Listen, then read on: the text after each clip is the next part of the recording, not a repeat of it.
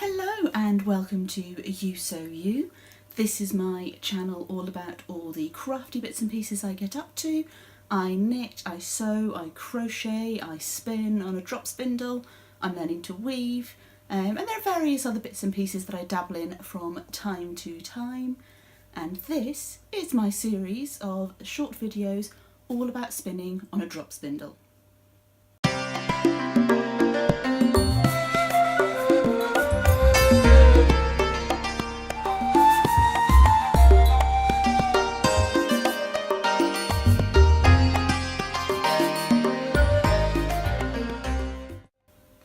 So welcome back to any returning viewers, and to any new viewers a very warm welcome. This is my short series of videos on how to spin on a drop spindle. So today we're going to look at the spindles themselves, we're going to look at some fibre that's beginner friendly fibre, and we're going to look at how to actually get started with a drop spindle. I'm going to be using a Topwell drop spindle and I'll explain more about what that is in a moment. Okay, so the first thing you're going to need if you are going to start spinning on a drop spindle is, of course, a drop spindle. These are my drop spindles. I have 4. This is the very first one I ever bought. It is a bottom whirl lace weight spindle. I would not recommend it for beginners. It's too light, it's too small. Once you've got a bit of experience behind you, you can use it. It's got a leader yarn thread on it, which for a bottom whirl drop spindle I would highly recommend using, particularly as this one has no notch and no hook on it to secure the yarn that you're spinning. Then I have this large bottom whirl drop spindle, which I bought from Amazon when I really didn't know what I was looking for. It does have a little bit of a notch to help secure the yarn, which is good. I would still probably use a leader thread on this one because there's no hook at the top, but this one is just too heavy.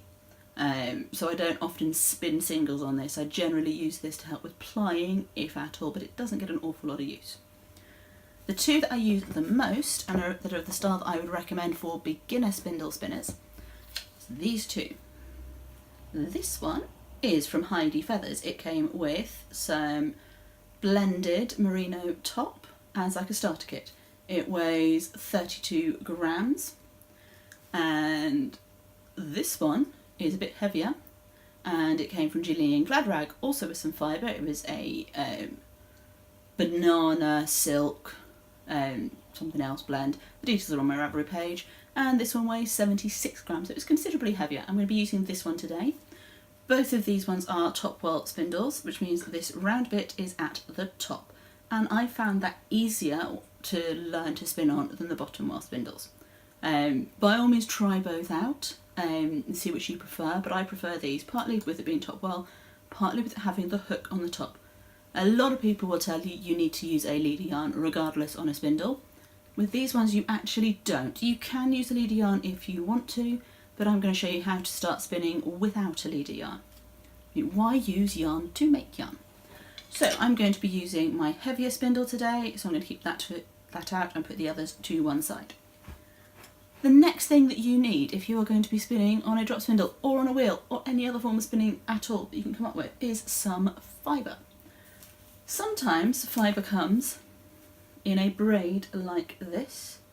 This is some Shetland Corriedale Mulberry Silk in the dark Sansa colourway from Cat and Sparrow.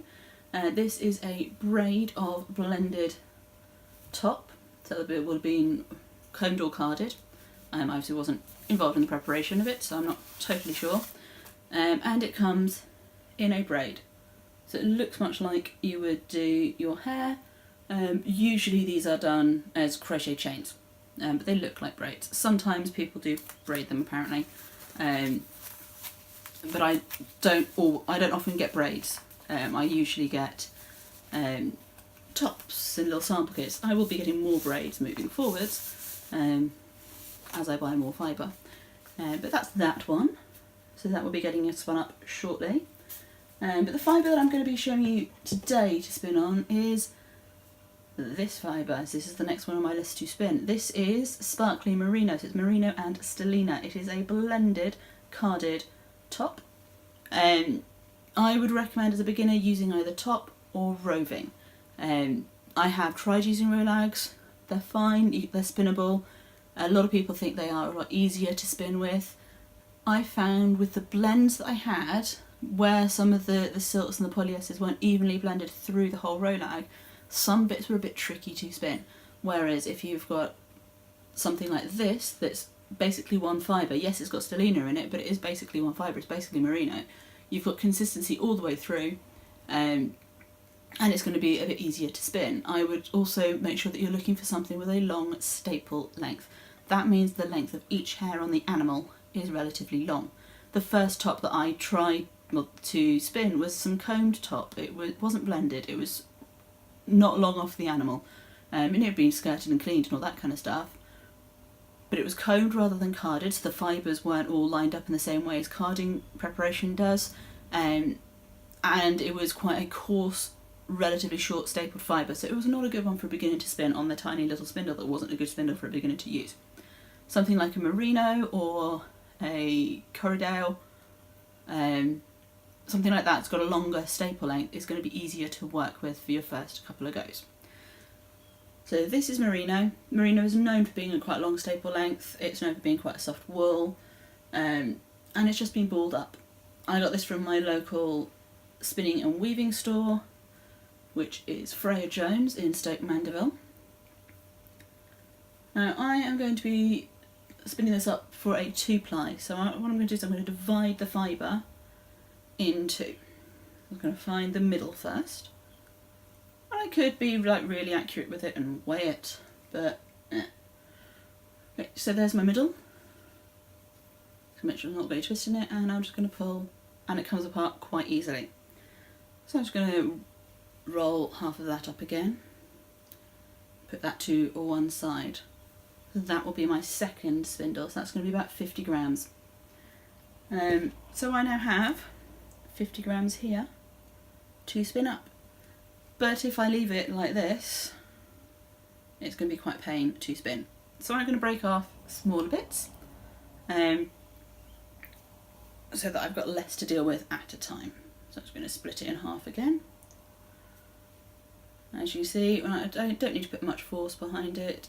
If it's not going, I just move my hands further apart. There we go.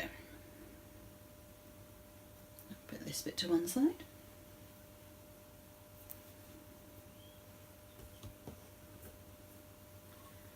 And I've got this bit. I'm going to split this bit again as well. So again, just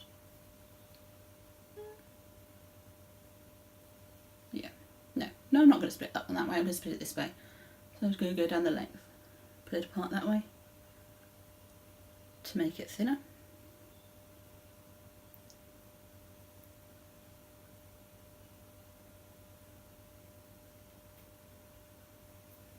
I'm going to roll that one up into a little nest.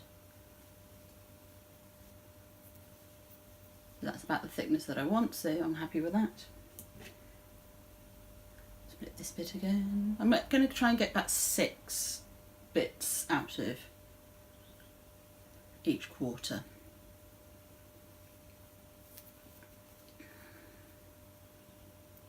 And my second one. It's my third one. I'm not worried about being massively even with how much fibre, because I can always adjust as I'm drafting. So that means feeding the fibre onto the spindle.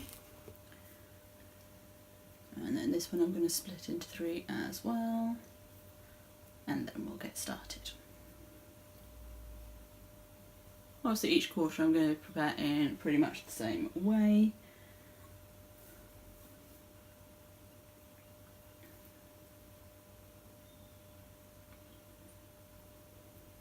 And there we go.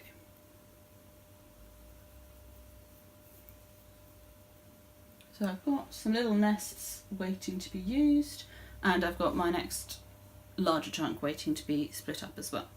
So that's my length of fibre that I'm going to be working with. For the purposes of demonstrating, I'm just going to shorten it a little bit.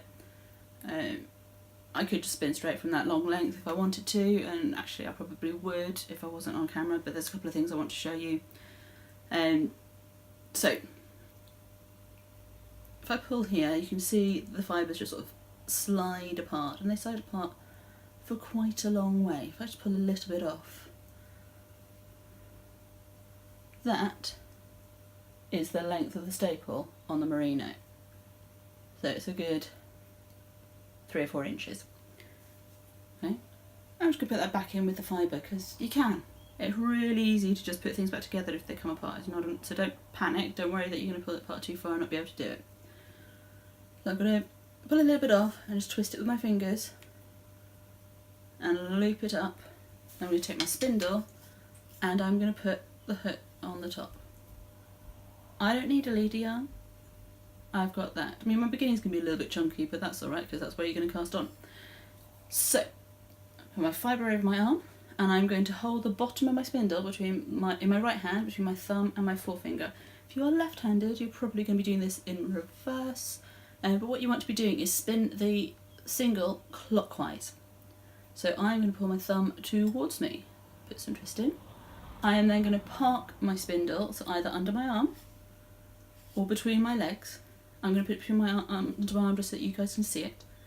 And then I'm going to pull a little bit of fibre back, so it's thin.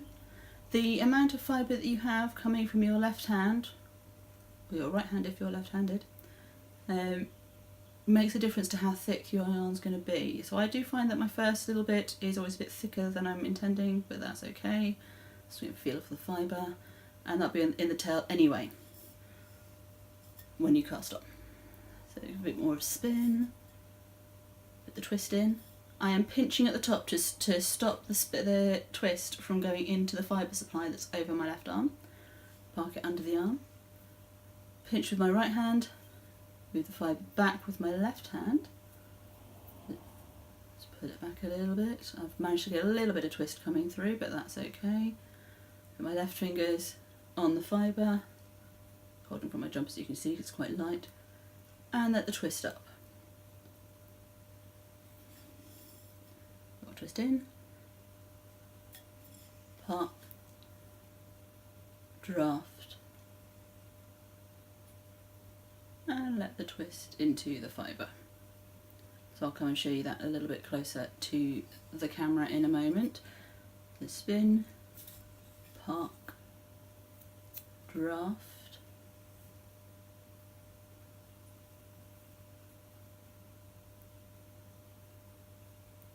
and let the twist through.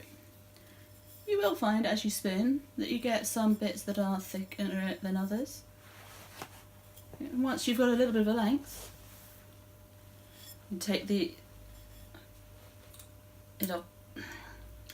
well, that's going to help because I can now show you something. If it breaks, it's not a problem. You can just rejoin your fibre. All that's happened is I've just overspun that a little bit. So as the tension's changed, it's just, this twist has got a bit too much of it. But it's really easy to fix. So we can just go to this fluffy bit at the end, open it out, take the fluffy bit from here, open it out and put it through. Give it a spin, and let the twist into that new bit, and we've joined. And you can hardly see where the join is. So as I was saying, you can take the spun yarn off the hook, and then just underneath the whirl, just holding the top end in place until I've wrapped the yarn around it. Spin it around a couple of times, and then go back up over your hook. And you're ready to go again. So if I just come a little bit closer to the camera, just looking at my laptop to make sure that you're seeing what I want you to be seeing. So spin, park, pull back on the fibre, just to draft a little bit.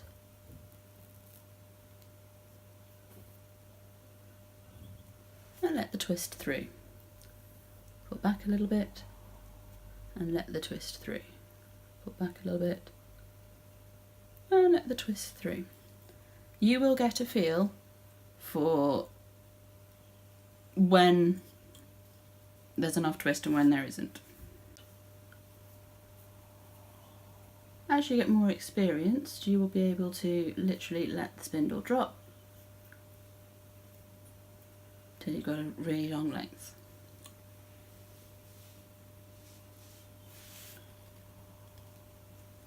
So to hook the fibre underneath the spindle, the whirl, hold it with your finger until you've got the yarn wrapped over it, wrap it round and over the hook, and we're ready to go again. Spin, park, and draft. I realise I've got this between my knees, so you can't really see it very well, so I'll put it under my arm next time. So it's twist, park, and draft. Spin, park, and draft. And just let the twist through. You will, as I say, get a feel for when the twist is running out, and that's the point to spin again, to twist again.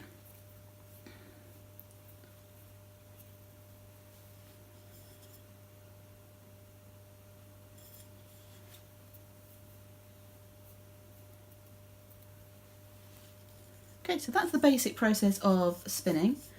Make sure you are always putting the twist in the same direction. Okay, now I'm just going to break this fibre off a little bit because I want to show you how to join new fibre. So we're just going to pretend that we've got to the end of our length of fibre. So we'll put a twist in. But I'm not going to go all the way to the end. So I've got some fluffy at the end here. And I take my new fibre, might draft it a little bit so it's thin. So I've got fluffy there, and I'm just going to lay it over the top. My fluffy fibres. I'm going to twist. I'm going to park. Swap my hands over, and let the twist through. And then we have joined together our two pieces of fibre. Same thing when it breaks. If you put too much twist in or not enough twist in and your yarn just comes apart, it's not a problem. You just put new fibre on.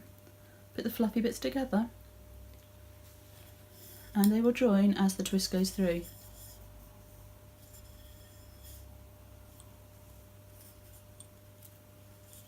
So that's all there is to spinning. Twist, draft,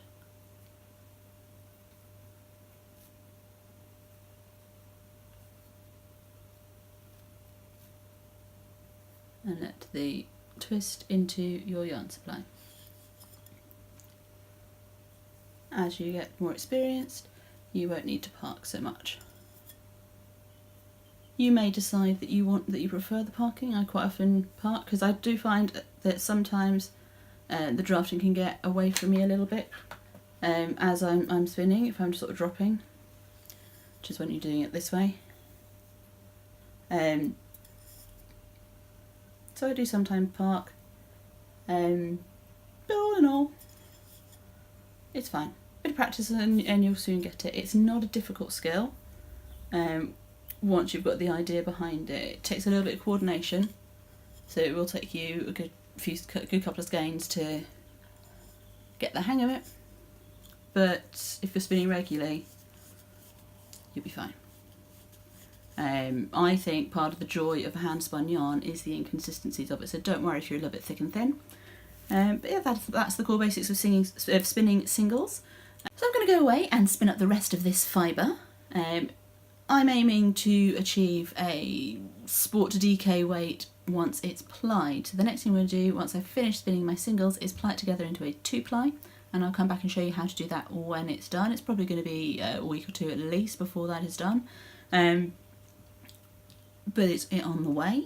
And once I've shown you the plying video, I'm going to show you what to do with your finished spindle of spun yarn as well. So that's going to be the next probably 4 or 5 weeks of stuff, and then at some point I'll do a couple of different types of plying. So yeah, it's probably about 3 or 4 videos in this series. I hope it's going to be useful for you if you found it useful, or if you know anybody else who's looking to learn to spin on a drop spindle, by all means let them know, and like and subscribe down below. And I will see you next time. So until then, bye bye.